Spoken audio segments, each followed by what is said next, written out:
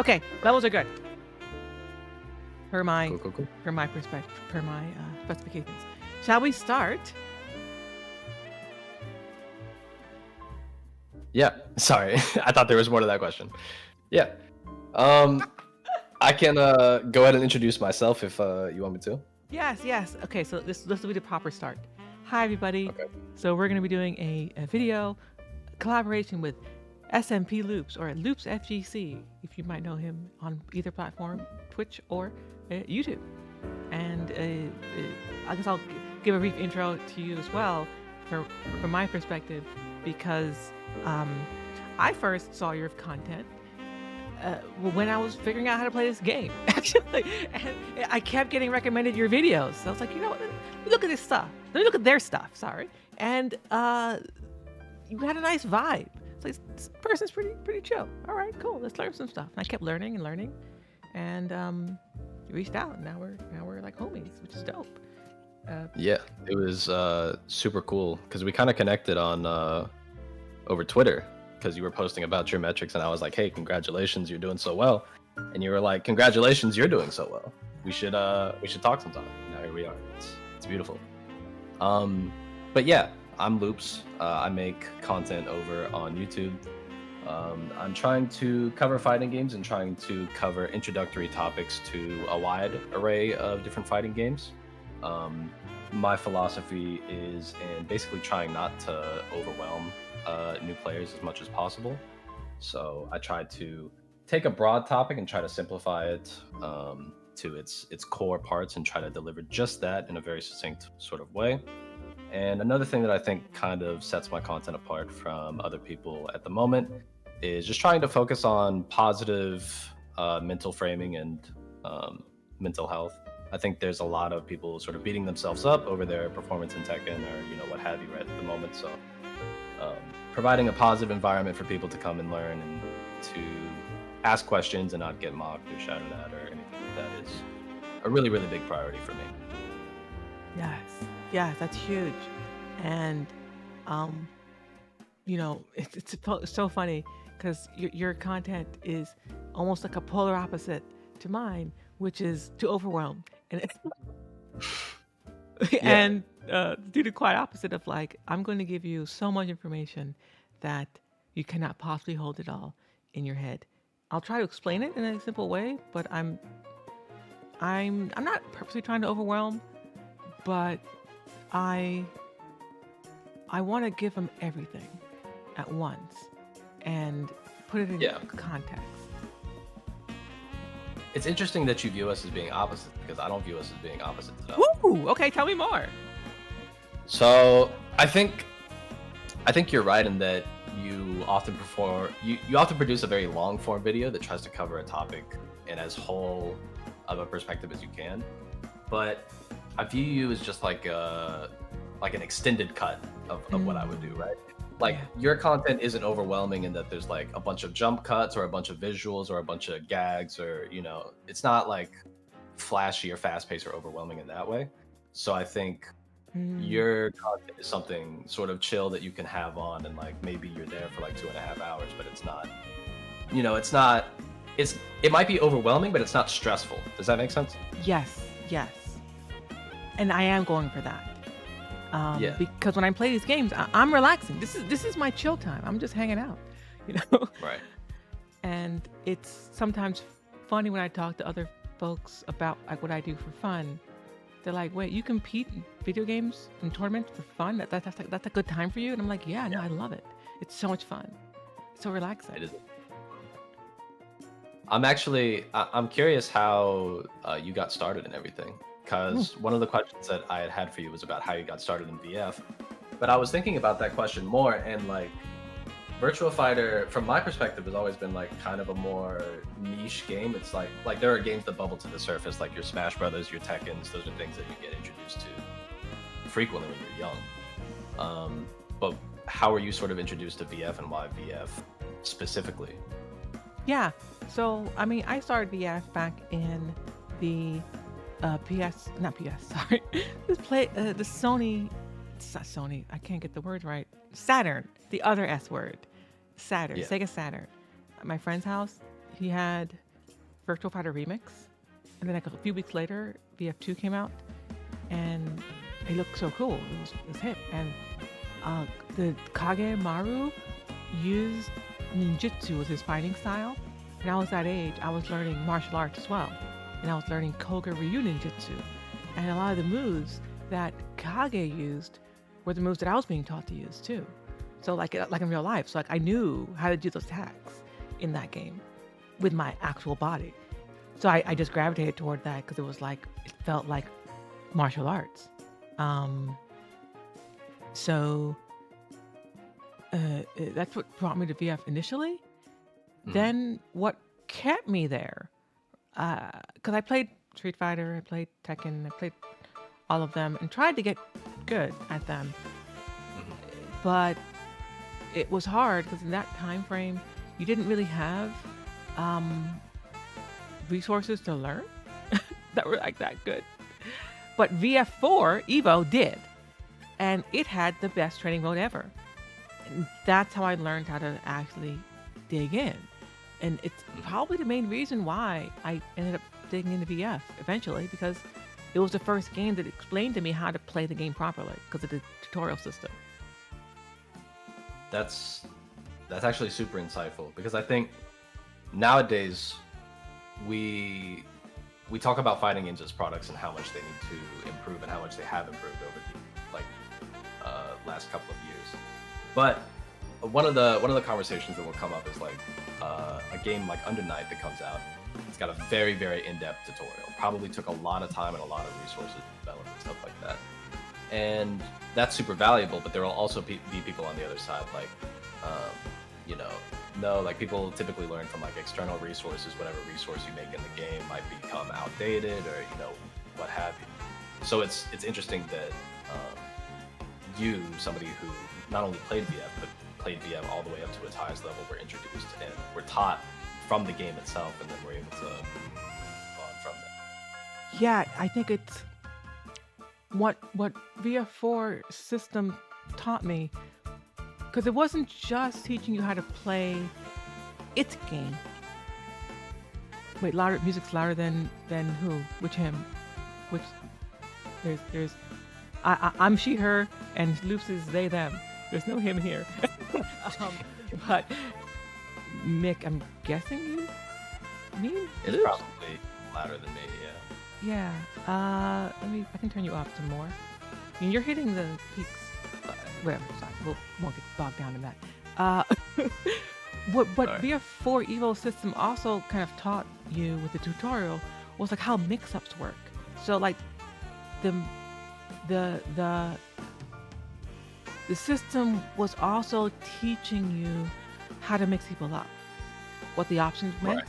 and why you wanted to do one thing versus another. Yeah, it doesn't always get that deep. It'll No. teach you like the fundamentals of how the system works, but it doesn't teach you how to apply them against somebody who's trying to also apply those systems against you. That's what drew me in, and it gave me enough information so that I could go into BF5 knowing more or less how the game worked. I still had a ton of holes that I needed to engage with the community to really learn, and then I learned it more. But the VF4 Evo system was enough for me to chew on as a younger player to really dig into it more. So Yeah. Yeah. So there was a period of time before. There was a period of time where you had been introduced to Virtua Fighter, but you hadn't yet been taught through VF4 how all of these systems worked, how you apply them against somebody else.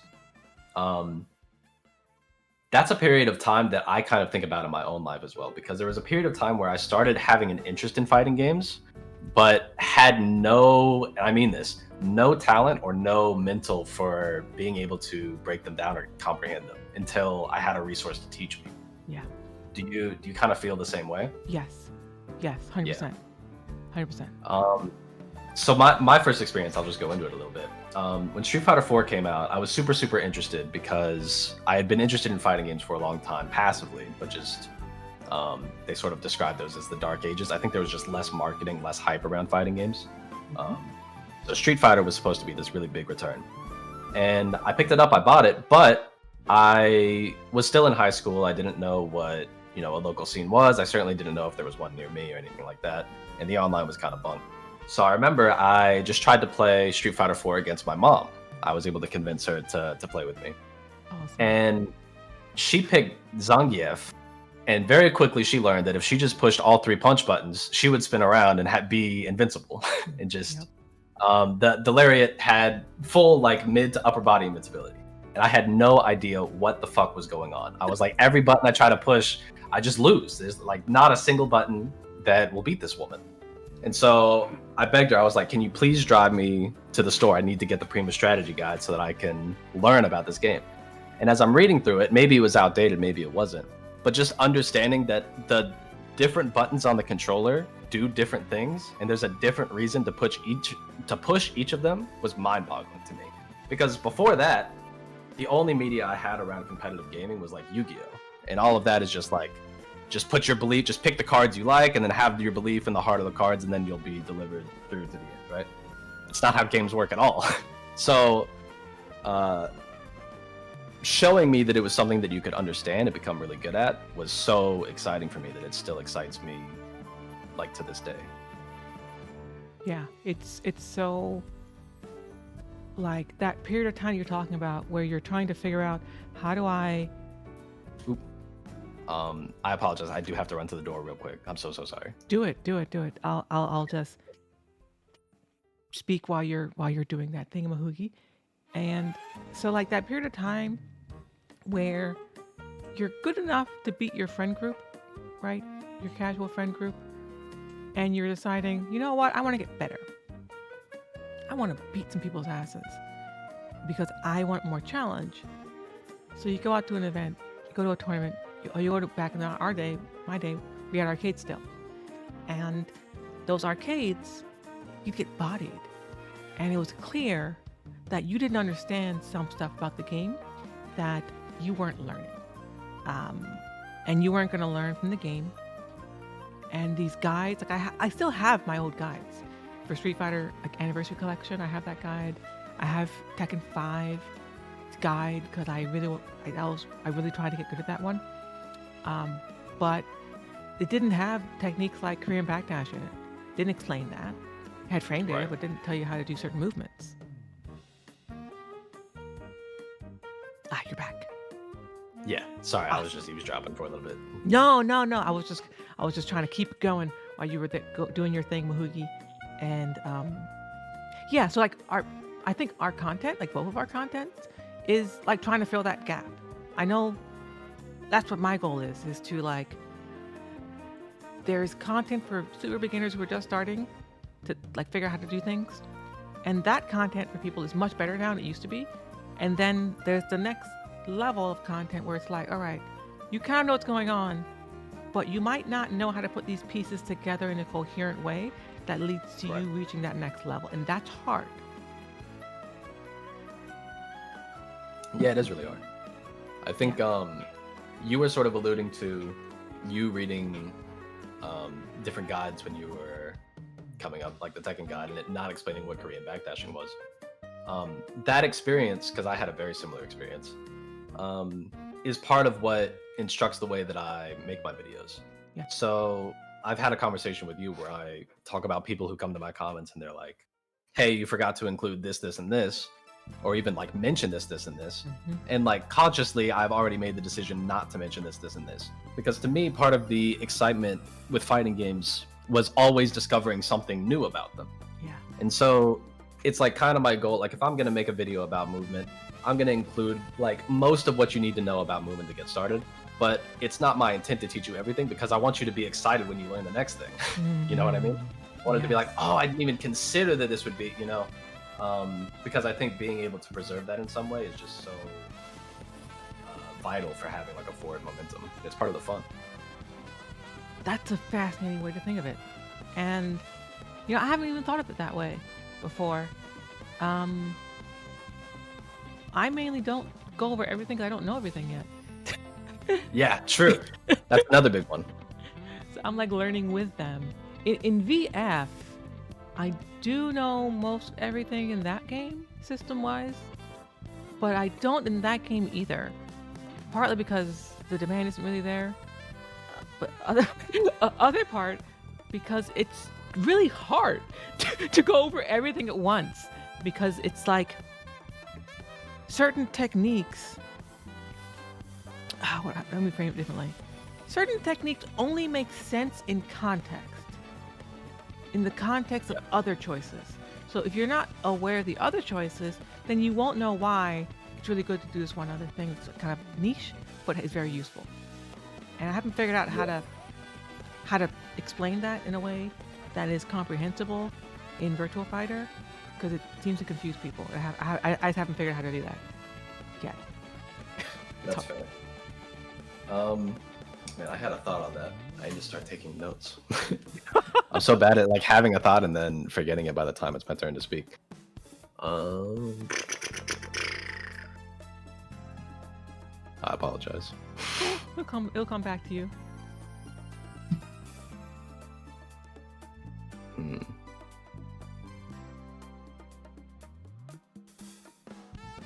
No, it's not.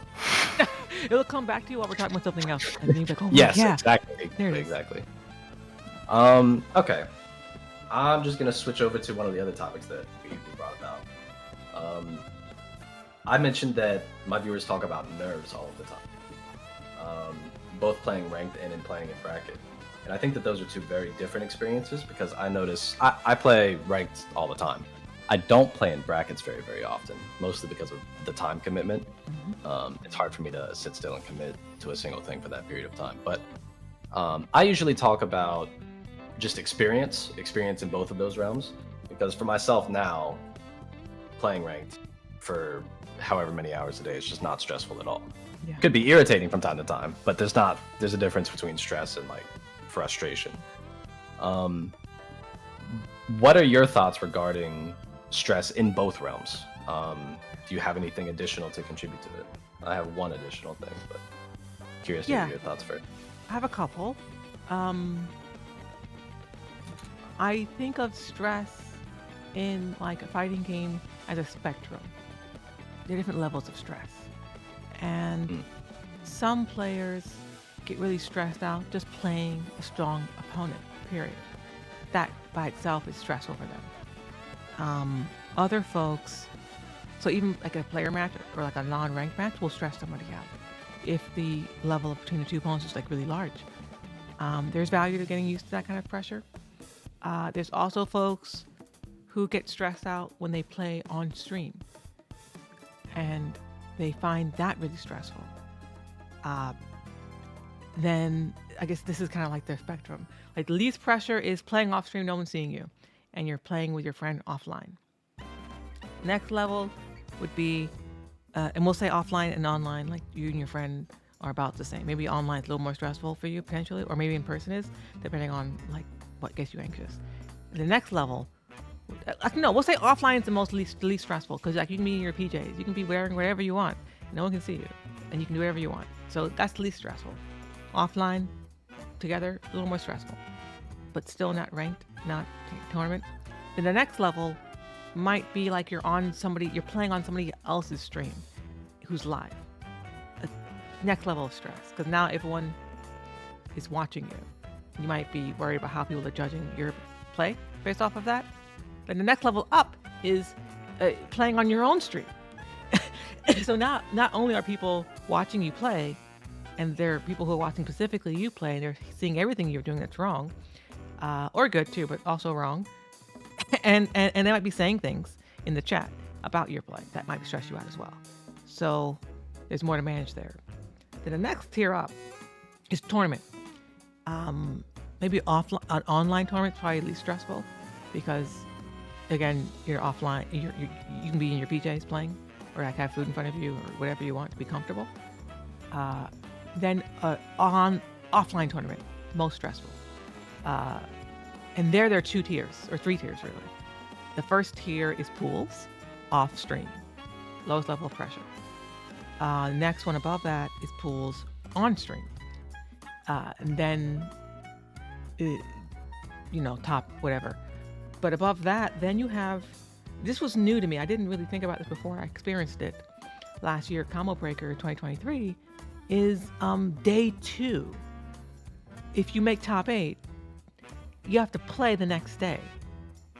And that is a whole separate level of pressure and stress that I wasn't exactly appreciating until I experienced it. I was super nervous. Day 2. Uh, more nervous Do than I've you ever been. are you thinking about like is it difficult to like sleep that night between days? It Is that difficult to manage? it was almost difficult. I had to purposefully, intentionally make sure I went to sleep and didn't stay up Mm, late. Make sure, because like I have a whole routine around tournament preparation, like on the day of and days before, that is all around like making sure I'm well fed, making sure I'm well, hydrated, um, yeah. that I'm not too stressed out about other things, so that when I have to play, I'm not uh, uh, like kneecapping myself from other means other than gameplay. But it was hard Yeah. to sleep that night. Actually, I had to really focus. And then the next day, I got up and I was nervous because I knew how I had to fight. And you have all this, you have the whole night to think about your next day's opponents and who they are Right. and what will happen and like you have all day to be in your head. It sucks. It's hard. Yeah. I totally imagine. I think the one thing that I've thought about, and feel free to agree or disagree, but I feel like the more of this weight that I'm able to take off of my shoulders, the more that I'm able to convince myself that I'm just there to have a good time and just have Hmm. fun, the easier it is for me to perform well. Yes. Um, because it just all gets into my head less. Like if I'm down, like not even losing the first match, but just down the first game in my first pools match, I don't like freak out like, oh no, it's all over. It's like, I'm just here, I'm having a good time. I'm Yes. playing my favorite game. So I feel like there's an element of that as well. But it's probably hard to some degree to feel that way when you're like in a top 8 day 2 type of situation. Yeah. Yeah. That's a. Yeah. I don't disagree. I don't disagree at all. I agree with you there. And like, what I would add is that what makes it different in a tournament setting is that you need to. How do I frame this?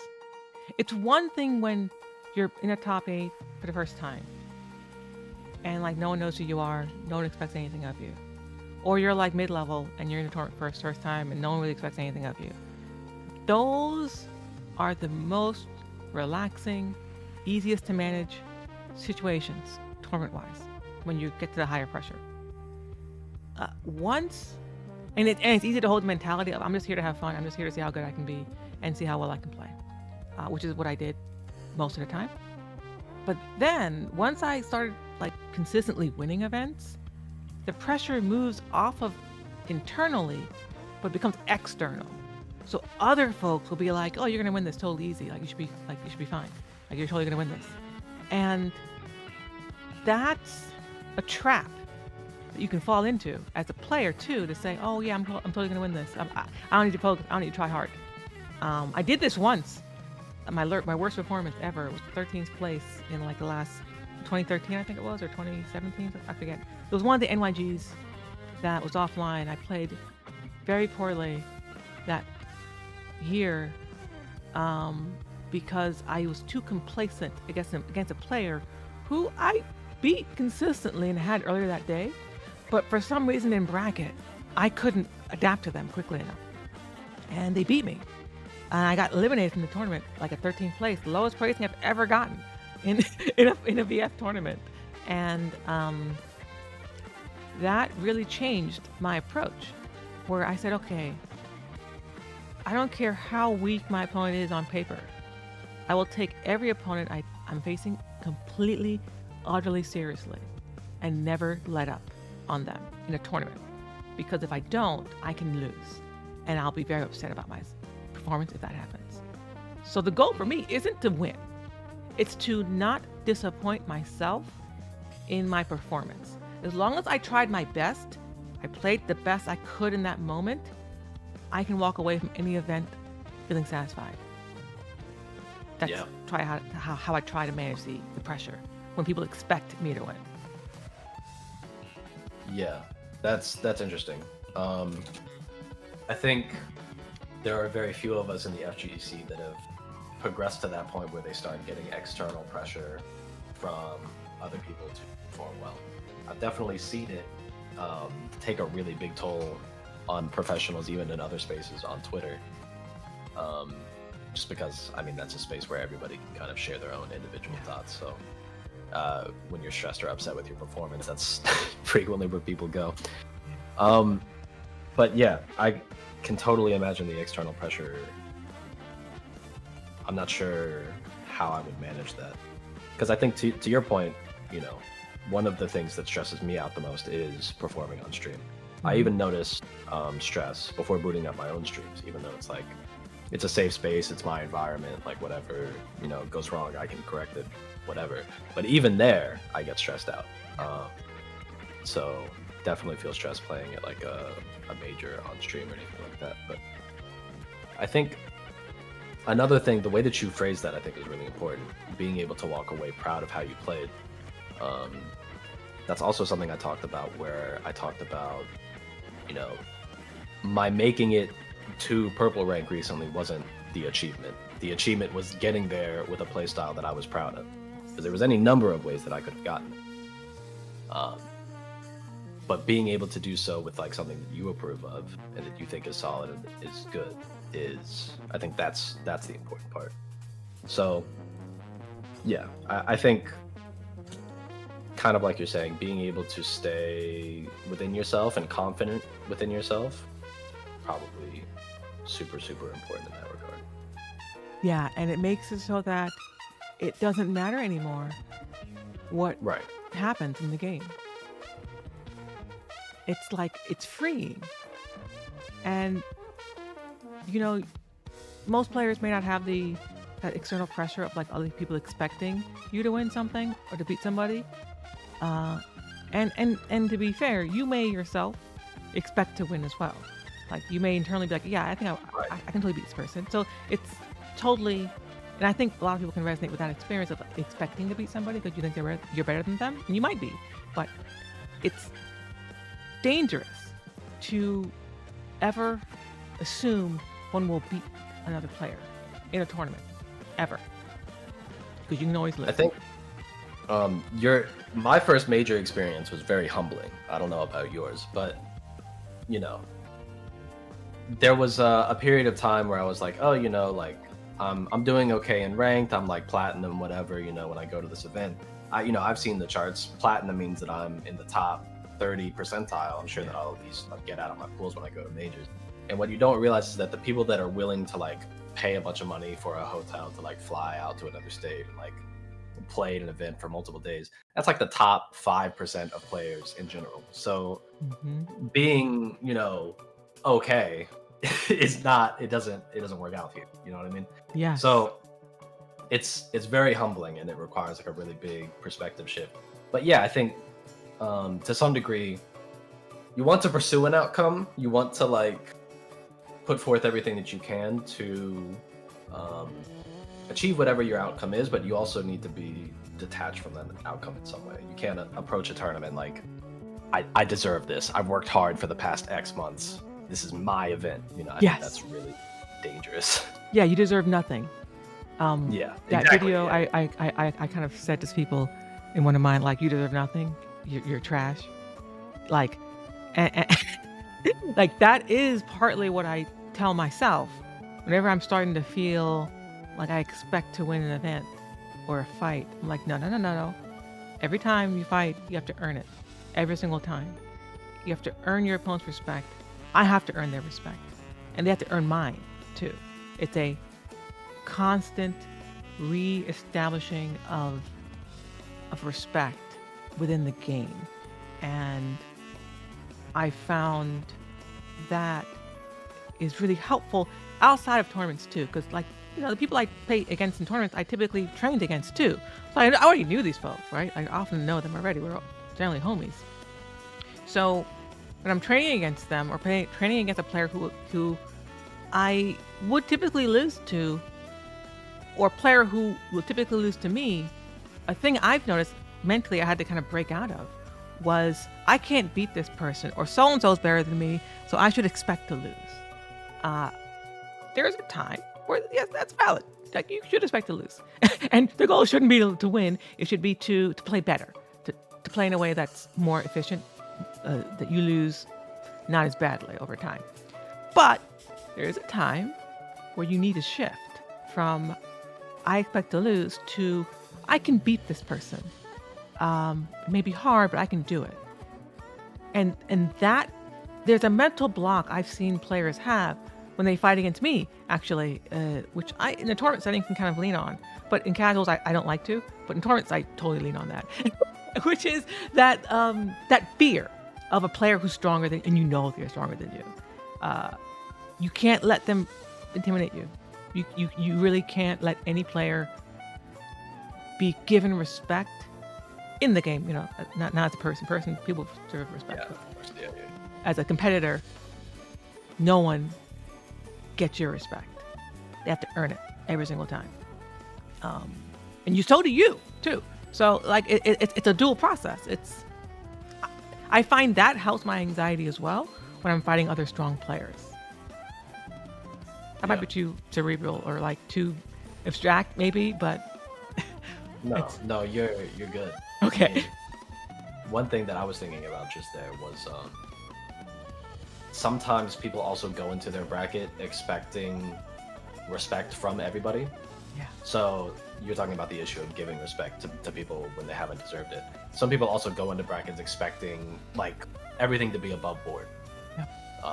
So tell me if you know these types of people, but I've definitely seen people who are like, oh, you know, when I'm playing against really good players, I'm able to have really good matches. It's relatively even. But when I play against weaker people, scrubbier people, I just, you know, they're just doing stuff. There's no logic to what they're doing. I don't know what's going on, so I just get beaten. And, you know, you have to be able to play against all of those types of people. You know what I mean? You can't just go in expecting for only the most constructed play that you have practiced against and what have you. You need to have full-fledged strategies for whoever and whatever you end up coming across, whatever it looks like. 100%. And that phenomenon of like being able to fight well against stronger players, but you get bodied or beat by weaker players is totally real. Like that, I have known of very strong players who have that problem and whom... Yeah, it's very common, honestly. Right? Okay, I'm glad to hear that. Like, you're noticing that too. Like it's a thing. It's a real problem people have. I had to develop a style. So I have a whole tournament style that's like different from my offline, like my regular style of play, which is enforcing my will on the opponent.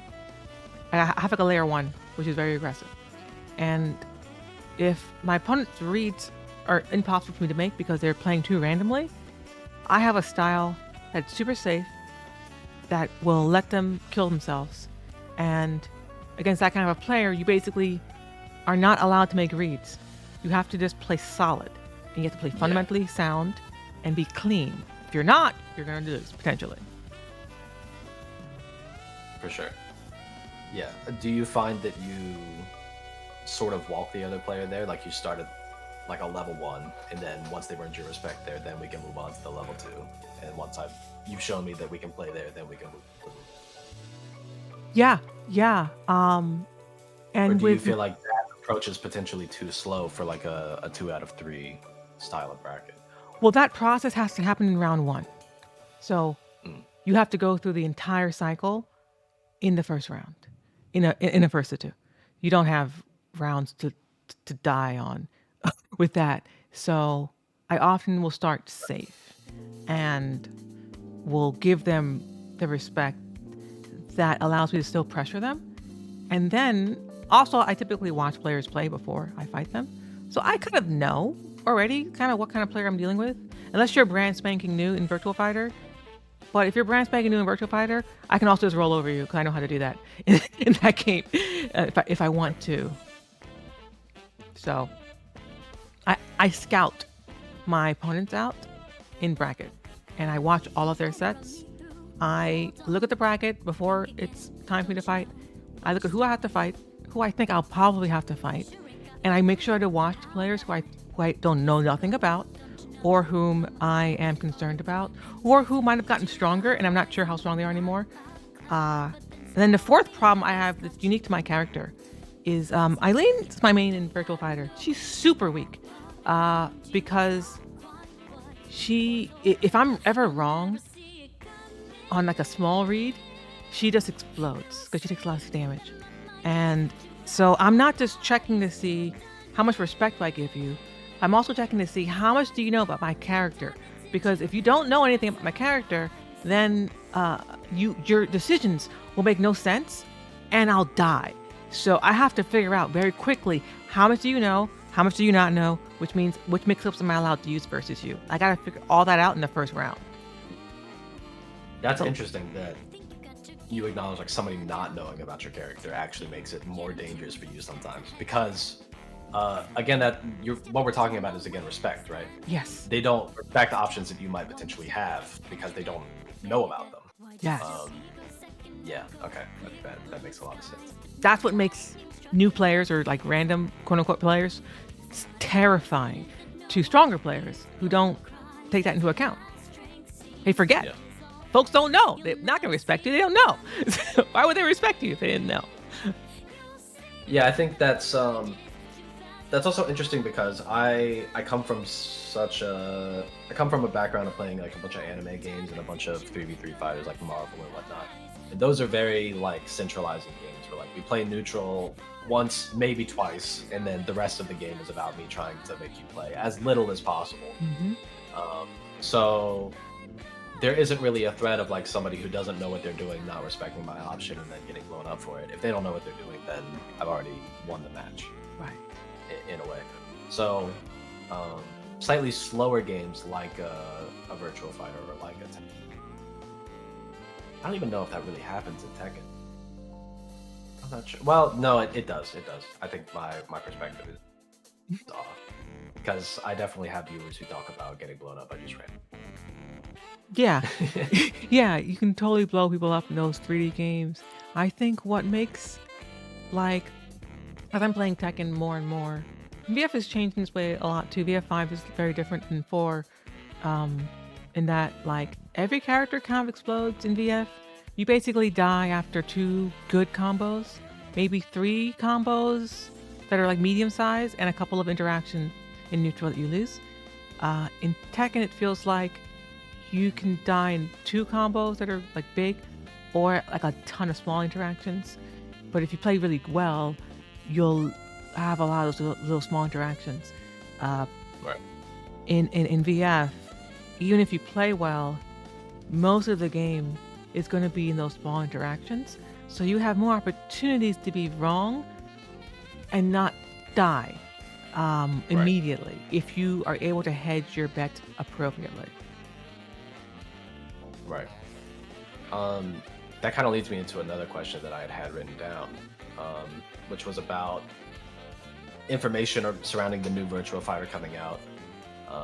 I saw a couple of quick blurbs about them wanting to modernize things to compete with other games. My question for you was regarding what is like the core of VF in your eyes? What is sacred? What is not to be touched? And then what are like aspects that you think maybe even could use brushing up or some modernizing or what have you? Yeah, that, now that, you know, in the past I never really thought about it because I was like, yeah, I'm not getting a game anyway, so let's not even worry about it. But now we're getting a new game, and they've told us that they're going to be learning from modern fighting games like Tekken and Street Fighter.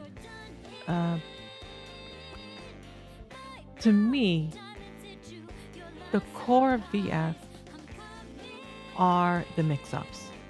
And what I mean by the mix-ups are layered choices that are all equally useful.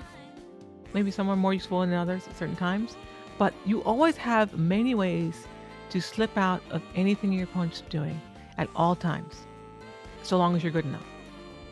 And because of that, it's very difficult to enforce your will on your opponent without thinking, because you have to mix up at all times, defensively and offensively. And this rapid rate that you have to do that in Virtua Fighter, I think is very unique. I say this pretty often, that I think VF's rate of meaningful choices per second that one has to make is like the highest. And that's the part of the game that's really hard. That when people play it at the intermediate level, who are trying to get into it, that's where they get overwhelmed. They don't maybe know how to put it into words, but they feel it. I think it's also something that I'm not sure. What I was going to say is I think it's something that we might have lost along the way, because some of those older games, like when you say how frequent you have to make really high impactful decisions, it made me think of like my time playing Vampire Saving, which is also like a 2D game. It's a 6-button game. Like, it fundamentally could just be Street Fighter, but it's so fast and so consequential if you make a mistake. It's so dynamic. I think some of those older games might have had more decisions per second. And I also think about my time playing Melee. I still play Melee quite a bit to this day.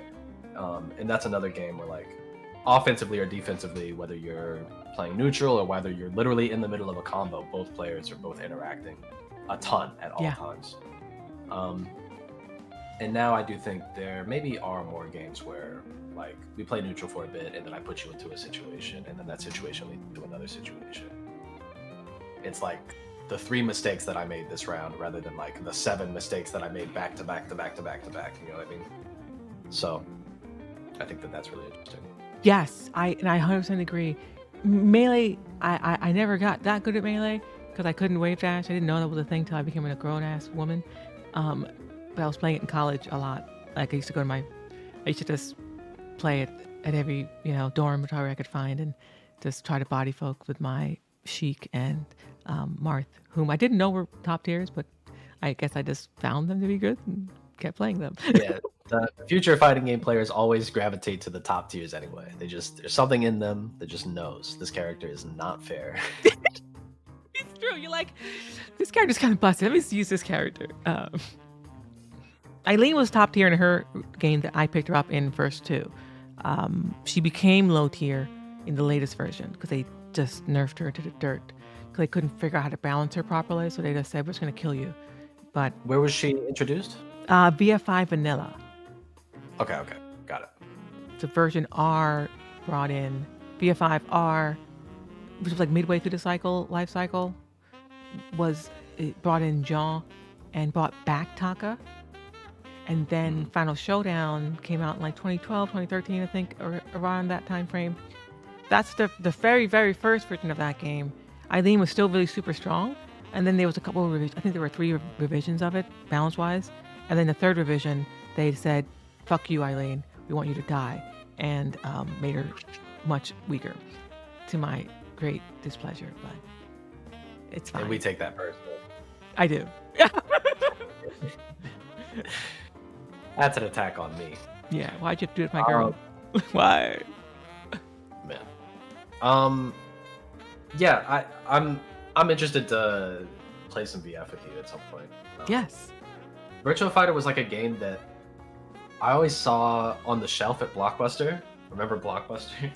Yes. I always thought it looked super cool, and like I saw El Blaze on the cover, and I was like, hell yeah, El Blaze, because I was a big fan of like Rey Mysterio and just Lucha in general. Mm-hmm. When I inevitably played a little bit of VF during this relaunch on PlayStation 4 and PlayStation 5, I think I gravitated to, what's his name? Is his name Jean? He's got like the red outfit and the white hair. Yes, Jean or Jean. Yeah. Jean, yeah. I think he has like a couple of held normals and stuff that made him kind of intuitive and like really fun to play. But man, some of those throwing animations on Hellblade are too fucking cool. I can like run off the walls, and oh man, He's I Blaze is fun, especially if you love wrestling and luchadorism. hell yeah. Yeah. Um, It- what got you motivated to do YouTube? How long have you been doing it? I've been doing this since 2013. I know for sure. Maybe 2012. The earliest video I see, actually, let's see. This is technically my second channel. I had another channel way, way, way back in the day, but which was my first ever content. But I think my like oldest video is like 2012 ish, 2013. And what got me into it, even the other channel, was I wanted to teach people. It was twofold. One was teaching people the other like techniques that were in the game in a way that I thought would be effective, and the other thing was it was a little bit of a diary. Um, so Yeah. I needed a way. Like I would take breaks, and when I took a break, I would forget all kinds of shit, and I wanted a way so that when I took a break, because I needed to do work or like do schoolwork, and I just couldn't play much as I wanted to, and I forget things. How can I relearn it quickly? So I made my initial sets of videos really to teach future me how to play the game again. That's dope. Yeah. It was then Do you as feel time like that? sorry, go ahead. Well, I mean, it sounds like you were about to address it, but you feel like that shifted over time. You're making videos for other people now, I think. Right. Yeah. Now it's for other people. But the initial start was for future me. Or like I actually used this technique when I was so I also streamed my dissertation writing process as well. Because whenever I'm doing a complicated thing, it's easy for me to forget what I was thinking in that moment. And sometimes you get a really good idea and it's like hard to hold it. So Yeah. in the stream or in the video, I would just talk about it. And then I could always go back to that stream or that video and be like, oh yeah, right. I did say that. I forgot. Let me go back and try that again. Let me dig into it. And that was like the next step of my content of like, let's dig into the things that I thought were good ideas. And then it moved. Go ahead. Sorry. I am also just curious about so your channel has started doing really, really well recently. How long have you been producing like this style of video? That's a good question. I think like a couple of months, maybe. Like since it's when I changed my camera setup, which started like I'm scrolling through and it looks like you kind of integrate this camera setup around 11 months ago. There it but is. You start posting more consistently around 3 to 4 months ago. There you go. So about that time frame. 11 months ago, I figured out this other camera setup, and then a couple of months ago, I guess 3 months ago, started really. Oh, I know what it was. Chanchai VF is a player, a Virtua Fighter player, who, when preparing for, I think it was some tournament he was going to go to, and he wanted to get practice. He was going to Global Showdown, which was like every player from the world was going to go to this event and compete together. And each region, like NA, Europe, and Japan, had their strongest players go to it. I qualified for it, but I couldn't afford the travel, so I didn't end up going, unfortunately. But he was training for that, and he wanted to train against my Eileen so that he could fight well against an Eileen player or someone who's been using Eileen in Europe at that event. So we had these weekly sessions, and that gave me an idea of, oh wow, I could probably do this with other players, and like this could be a whole content thing where I could like show folks how to fight against my character specifically, who are trying to like who struggle against her, but also like convey my training approach, and like how I teach the game with a player who is very good. Then I started posting that content. It started doing well with other Virtua Fighter players, and some folks were like, "Hey, you should open that up to everybody. Like, just invite other people who want to get trained." So I made a post about it on my Twitter, and like a lot of folks were like, "Hey, we want to do this too." So Yeah. Monday, Tuesday, Wednesday, Thursday, Friday, I always had a player to fight and stream and train. That was the start, I think, of this style of content. Yeah. I think that makes a lot of sense. I also noticed as I'm scrolling through that you dabbled with trying. There's some Street Fighter 6 stuff back here, and now you're Yes. playing a little bit of Tekken. Yes. Talk to me a little bit about that. Are you just interested in expanding out to other games? Is it killing time until the next Virtua Fighter, or what are your goals with Yeah. those games? I guess. Yeah. Everything always comes back to BF for me. So Mhm. I played Street Fighter 6 partly because I like Street Fighter, and I liked what it was doing like as a overall game.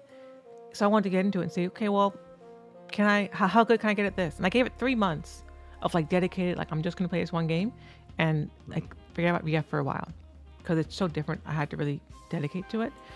And then I got to a point where I wasn't enjoying, like the game has to be fun for me. And there are course. certain qualities of that game, certain matchups that were pretty dominant. I just didn't find fun to interact with. And as that happened more and more often, I was like, you know what? I'm just gonna put this game down because I don't really want to have to deal with like a Sonic Boom mix person or like a Jury mix or a JP mix or Ken. Yep. I just didn't find that what was required of me to beat that to be fun for me. So I was like, I'll be okay, but not like top, which is fine. Yeah, of course. I mean, I think that's valid. My own experience playing Street Fighter 6 was pretty similar. I played a while for a few months. Had honestly a really fun time, but just noticed as more time went on, the more stressed I came just playing the game in general because there's so much to keep track of at a given moment, and the consequences are so dire. Yeah. Which I feel like is a common thread for other games that I don't jive with super as well. Like Strive is also kind of like that, where the neutral is fun, but it's also volatile, and if you get hit, it becomes very centralizing. I think it's interesting. Tekken 8 is probably much more up your alley, though I think it probably has, you can correct me if I'm wrong, I think it has higher consequences than maybe you're used to, for like a wrong decision. Not necessarily actually. No? Okay. VF is also a very punishing game too, in the sense that, so on average, Tekken's much safer than VF. You're way safer in any Tekken game than you are in Virtua Fighter. The difference right now, at least I'm still not very good yet, is Tekken doesn't give you as many defensive options to get out of stuff. So in VF, you're at more risk for taking damage at all times, but you also have more ways to get out of it. So whenever you get hit, there are like a million ways you could have not gotten hit. In Tekken, I don't always feel like there's many ways out of situations that are not good. In VF, that almost never happens. You can avoid those situations really quite well. I think as a system, VF is less punishing. This is where my character comes in though. So as a character, Eileen is super punishing, like because of how much he explodes. So Right. I'm used to exploding. And what makes Tekken fun for me is that I can make anyone else explode too. So I'm not the only one who explodes. Now they explode. Now we all explode. Yeah, we're all explodey here. So I like that. That part I'm used to. Okay, that makes sense. And yeah, I mean, I am ultimately speaking from a place of ignorance regarding. Most people don't know that. And your comment would be correct for every other character in the game. And in BF, it's just specifically mine she's very explodey. Okay. Yeah, that does make sense. I think the other follow up question I had regarding the YouTube is, like, where do you see it going? What are your goals? You talked about your goals with some of these other games before. What are your goals on like a year from now? What does it look like? Yeah. Well, so some folks might know I have a practice. I'm a psychologist, and now I have a license and I can take patients now. I'm recruiting for patients. I'm soliciting them at the moment, and so part of what I'm still figuring this part out exactly, but I want to continue to kind of integrate psychological tips and frameworks in the context of games, of fighting games, and also have it be a marketing tool for me to collect patients as well and people to find me who are in New York State. I can only take New York State patients. If you're not in New York State, I can't see you. I can refer you to somebody else though, but I can only see folks in New York State virtually. And then the other part is it'd be another channel, potential probably, where I would just be talking about psychological things and about like mental health, about ways to think about things that are happening, so that it gives people a flavor also of like what kind of therapist I am and what I can kind of help them with potentially. That's kind of the long term goal. It's integration of my professional work into my gaming work. So it sounds like your goals aren't very external. It's mostly like I have a space to talk about the topics I want to talk about in the way that I get to talk about them. And if 1,000 people show up, or if a couple hundred people show up, that's totally fine. Right. Okay, cool. I mean, it'd be nice to have like, thousands of folks show up, but of course, that also comes with its own unwanted consequences, which I would like to avoid. So I don't mind being like not too big. For sure. Yeah, I think about that a lot. I mean, one thing now is that I have no camera. It's just me and my voice. But before, I used to have like a VTuber model, just because the idea was people do still like to connect to people. And so if there was just something there that they could identify as like, oh, that's Loops there, I can look at them. It might have some sort of positive reinforcement for them. But in general, I found that it attracted the wrong type of audience. Oh. Like, it attracted generally younger people, generally people that were there for aesthetic reasons rather than like to be informed or to learn or what have you. So it just wasn't conducive to the type of audience that I wanted to cultivate. And so now I try to be very mindful about the way that not only I produce the content, but also the way that I present it to everybody, so that I can try to attract specifically the people that I want to attract. For me, I also don't care about like being the next Maximilian or anything. Like, there's a certain volume you get to where it's just like, that seems like way too much to actually handle. But I think having a nice comfortable corner where you can talk about what you want to and have your own little comfortable space and nice audience and be able to pay your bills off of it, for me specifically, is that would be beautiful. Yeah, I hear. I mean, shoot, if I could rely on YouTube as a additional kind of funding source for myself, that'd be great. But the goal, I kind of, because I'm also a musician, like I'm a professional musician, I play for shows and stuff. I have a similar approach to my YouTube as I did for my music, which is I do want to make money through it, and like I do, but the main bread and butter for me will always be my private practice. And I would like for my YouTube content to help that. But the other thing I'm trying to do here, more broadly, more so now than I was before, which is, I think is resonating with folks a lot, is the integration of psychological stuff with video Yeah. games, because I have a whole framework, a mental framework of how we can use fighting games specifically, other games too, but I'm a fighting game player, so I'm going to focus on that one.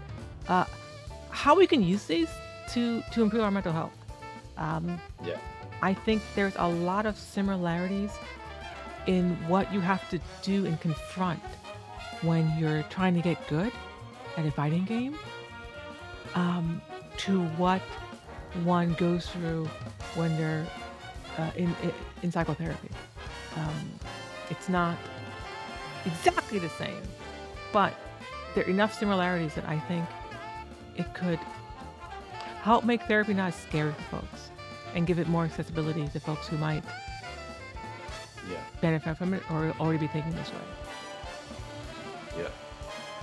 I think the framework that I sort of think about is like all of these informational fighting game content creators. Um, all together, if I were to try to think about them as like a coach for like a professional player, for like it's like what's missing. And if I think about like coaching as it pertains to like Dota, like in Dota, your coach isn't necessarily like the strongest player in the world per se. Like they would be on the team at that point. But there's somebody who has like a strong analytical mind. They're able to really break down the game and analyze things from an outsider's perspective. They're there to make sure that the team is getting along really well with one another. They're there to make sure that they aren't burning out. That if there are problems, there are things that resources that they can talk through them. They're making sure that their diet is on point, etc. So if we pour that over to YouTube, like there are tons and tons of people who are talking about the frame data and the nuts and bolts and the decision making of what you do in game. But I still think there is tons and tons of opportunities for people to be talking about psychology and personal well-being. Tons of space. Even maybe it sounds silly, but like even FGC videos on dieting, on sleeping well. I think that there is a lot of groundwork still left to be laid in terms of not just making sure that our players are strong like in game, but like well. Yes. They're okay. Yeah. Something I think about a lot more often. Yeah, I 100% agree. And I,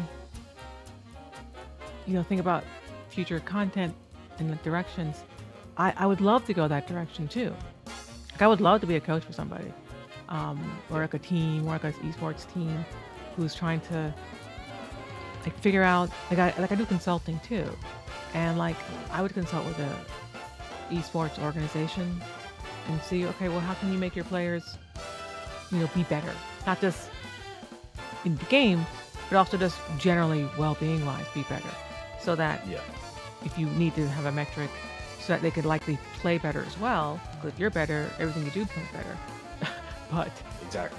that's kind of the framework. Like if you're better as a person, as a human, as a emotional being, you will be better at all other things in which you do. Yeah. That's the guiding framework behind my content. Actually, that's the backbone of it. Yeah. I think I have taken care of my mental pretty well. I think I am mentally pretty strong, both in terms of applying what I know about the game and also just being well for the most part. Mm-hmm. But one thing that I have definitely taken for granted is just the mind that is processing all of that is attached to my body. Yes. And my diet definitely needs improving. My exercise and my leaving the apartment definitely needs some improvement. And I would love to just have more content creators that, maybe it sounds silly, but that could talk to me at my level about those topics, because sometimes they're just very overwhelming, not already being in those spaces and not knowing enough about them. Mm-hmm. So Yeah. I think there's just a lot to be gained there. Yeah, diet is like so important, and and what makes like the physical body difficult to manage is that everyone's body's different, and people need to have time really with themselves to, to listen to yourself, to listen to Yeah. like, what's my body telling me? What do I need? What makes me feel good? What makes me not feel good? It requires checking in with, all right, how do I feel right now? Um, how do I feel this week? If I don't feel so great, okay, what happened? What did I do? And you can change like one thing or two things here or there and see how it goes. That process isn't super different from improving at a game, really. Like you're doing the same thing if you're being systematic about it.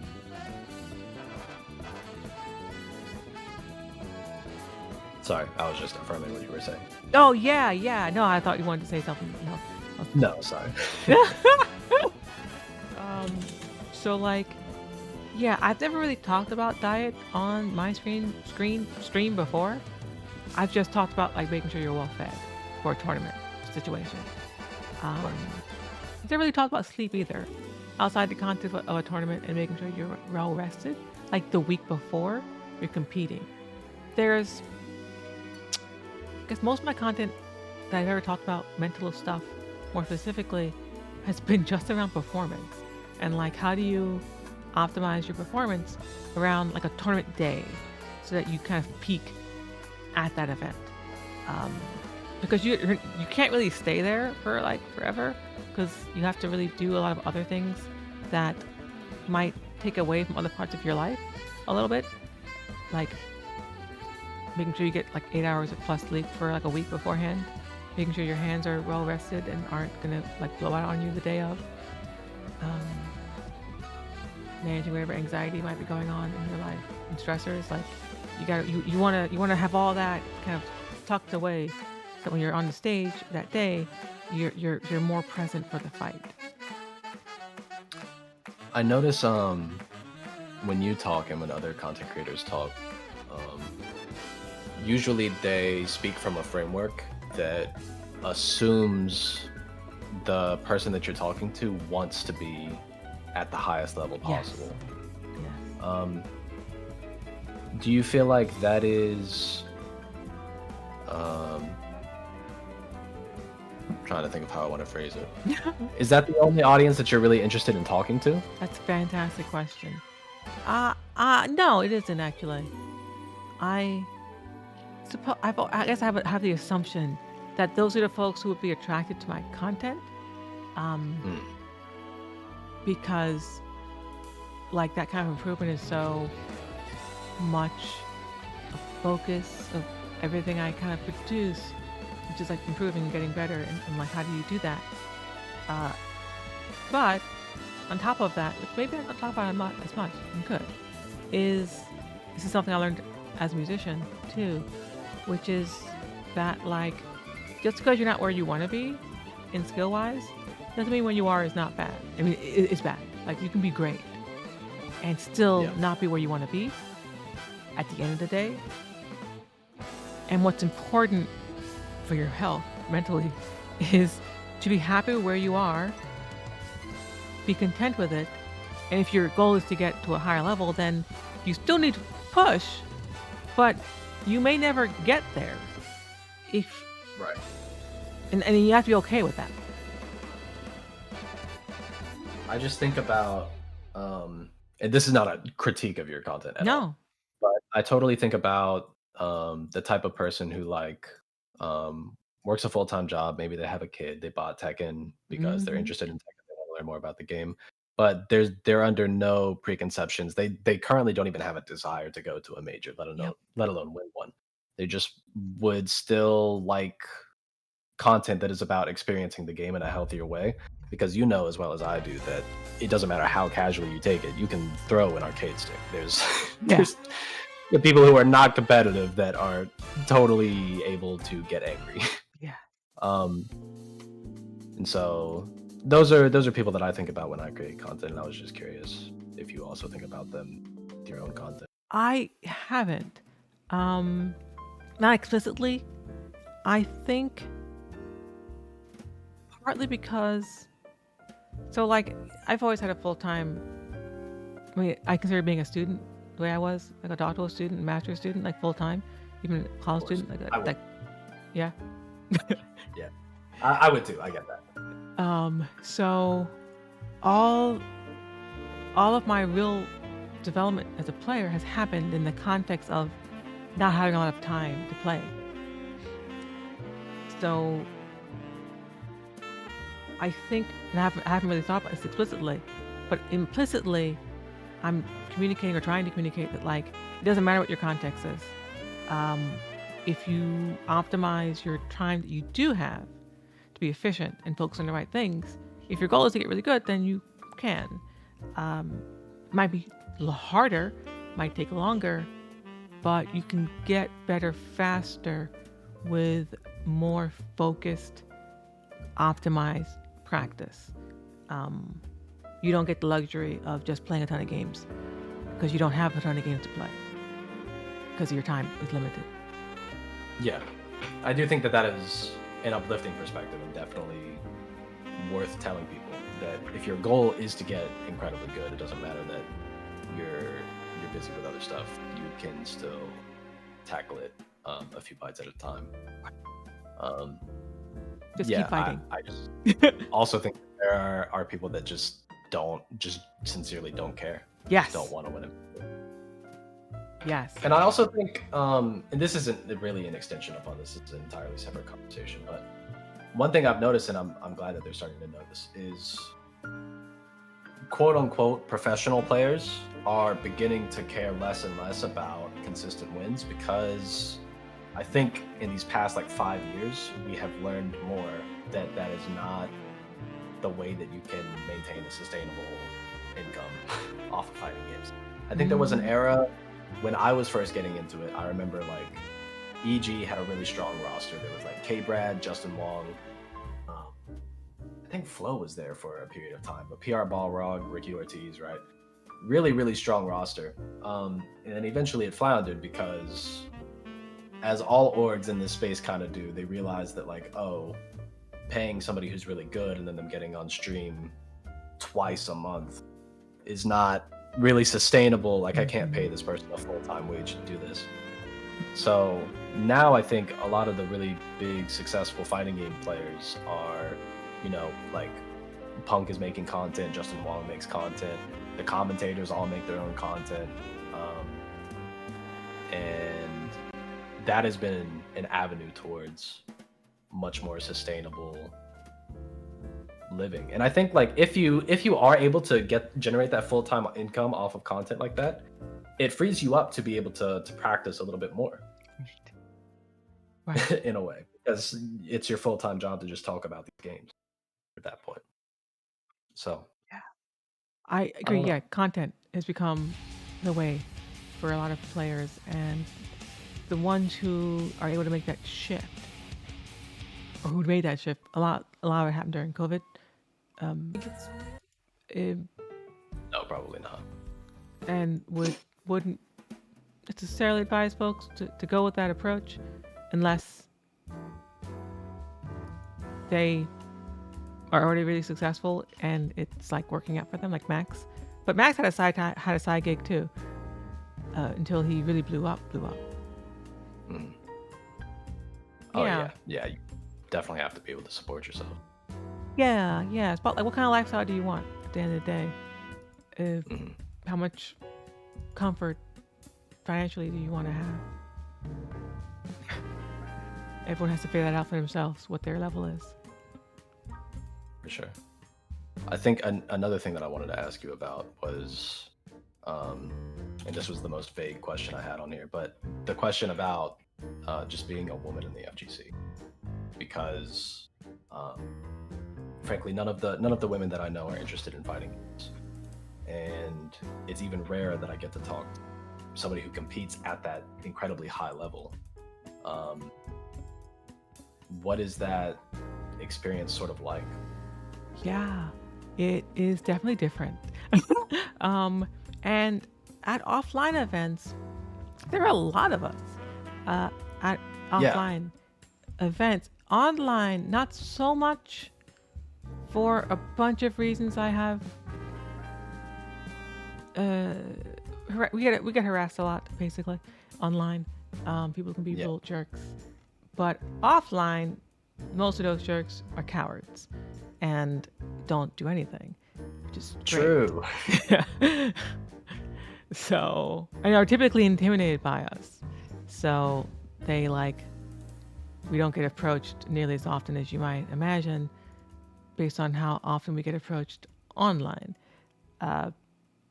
So there are more of us offline competing or just being around and like cosplaying or like competing, but not at the highest level. Right. There are a couple of us who are like sprinkled around the top levels across games. And I'm pretty sure everyone's kind of story is most likely unique because of how few of us there are there. But it's hard. You'll get questioned, like your skill is always in question. Or like, Right. Or people trying to like purity check you. yeah. What's nice for me is that I have those things behind me in my videos, partly on purpose to kind of counteract that. I'm kind of like, bitch, don't come to me with that bullshit. I'll fuck up my game. Come play BF. Let's fucking go. Okay. But in other games, I'm not that good in yet. I don't kind of have that same stick to smack people with. For years, even in my own scene, like, you know, we got sexism and homophobia and transphobia and stuff in all of our scenes. And years ago in mine, I was like, y'all, we got to stop doing this. Like, this isn't cool, basically. Yeah. And I got a lot of pushback for that. And I actually left the scene for like a year. I was like, I'm done with this. This is bullshit. I'm out. And I told him why and was like, this needs to change. And a year later, I kept tabs on things. Things got better. And so I came back, basically. Yeah. And started bodying folks and got really good afterwards. Because it's hard to be good at a game when you're worried about like being harassed all the time. It's distracting. Yeah. And, you know, every so often I'll see people on Twitter or what have you who are nostalgic for the good old days. But, you know, as fun as that might have been for some of the people who could have fun back then, some of that culture was like really isolating for a lot of people. Yes. So I think, you know, people who are worried about maintaining the quote unquote spirit of the FGC, I think there's like a little bit of validity, but like only so far as we're on the same page of what the spirit of the FGC was. Right. You know, like showing up to locals and being communal and like carpools across multiple state lines and like sleeping on hotel room floors. Like that's the FGC, not like the third R Kappa thread this week. You know. Yeah. Yeah, that's how I kind of feel about it. I agree 100%. And I think there are also conversations that come up surrounding like not seeing enough women commentating different events. And I do agree because the FGC is so diverse. I mean, there's so much more diversity in this community than there are in so many other even gaming communities, just because of how accessible fighting games were from their heyday as like an arcade game. Like anybody can just walk up and pop in 25 cents and now you're here, you've shown up at least, right? And my wonder is like, how do we get to a point where that diversity is even more on display? Yeah, I think it's like it's the same problem that you have at the top levels of play, and like why there aren't a lot of women at that level too. The more forward-facing you are, the more harassment you get, and the harassment women get in FGC or in any community, really, gaming-wise. But we're talking about FGC right now. is like Sure, yeah. proportional to how public facing and how visible you are. So no one ever talks about it because if you talk about it too much, you end up getting more of it. So it's one of those like talking about I don't want this bubbles. to get you hot water if you think this is something you want to talk about, right? No, this is fine. Okay, I okay. mean, but All like, this right. is probably why you don't hear about it that often Sure. because like no one talks about it who's trying to like commentate and stuff because it creates great problems for you, um, unique problems to you as a woman in these spaces. So that's part of why you don't see as many women commentators or top competitors because of like that unique experience. Everyone may not have the fortitude to like push through. Like at a certain point, Yeah. you're saying to yourself, "All right, I like this game, or I like commentating, I like this community, but like, do I want to deal with that like small sliver that's really really loud though and incessant and like annoying?" I think very few people would want to put up with that over long periods of time. So I think we have to. There is an idea that like an online persona doesn't matter. That like someone being a jerk online is just you can write that off. Oh, they're fine in person, but they're jerk online. But what I think what's being missed there, so their online behavior isn't policed, isn't like taken into account, isn't corrected. That what's being missed there is that a lot of folks don't understand that certain people get harassed more in that way, and in a very targeted way. So much so that they'll stop either playing, competing, or showing up. And Yeah. no one wants to sign up for that. That's the problem. We have to fix that. That's where our FGC still needs to kind of improve, because we still don't hold people accountable in a way that would be meaningful, unfortunately. Yeah. Yeah. I think obviously you're right. And then the anonymity of the internet and the ability to just like be on like your third Twitch account just saying whatever the fuck you want to into a Twitch chat is very low accountability other than just banning they don't come back on a fourth. Yeah. Well, You still have to like do something. it's not. Those aren't the folks who are a problem though. It's the ones who are on their main who aren't being held accountable. That's True. the Yeah, real yeah, problem. yeah. True, yeah. That's also But so when I hear the good old days were so good, like I hear we want to be able to do these unhinged things that we used to, um, because we found it fun. But what they're missing and what people who are missing is that those things are what kept certain folks out of the scene. And, right. maybe they don't want us here. Who knows? That might be why they're like, you know what? I don't want to change this. I think we should keep doing it. And it's like, well, then you don't want folks here, basically. Yeah. I think we're playing a video game. There's a way that we can all have fun and also not ostracize and alienate Yep. a massive chunk of people every time we do. So yeah. Totally. Yeah. And I know like sometimes in the wider FGC too, but in smaller ones too, there'll be a sense of like, oh well we can't like, ostracize this player who's just absolutely abysmal as a human being because our scene's so small. We can't afford to lose players who are good or who are like want to play our game. But specifically who are good. That's what will happen. So it's like if you're good enough, you're allowed to be a garbage human being. And that is not good. Like that. Yeah. Yeah. Because the other side of that ends up being, well, if you're not good, then we can treat you as absolute garbage as well, right?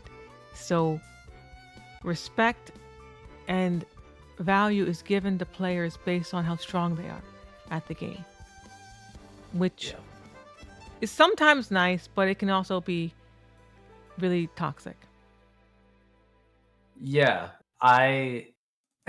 This is kind of an extension of that mentality, but all the time I'll see People who like get into a disagreement in like either like a Facebook group or on Twitter or what have you, and they're like, "Run the set, bro. You're so confident. Run the set."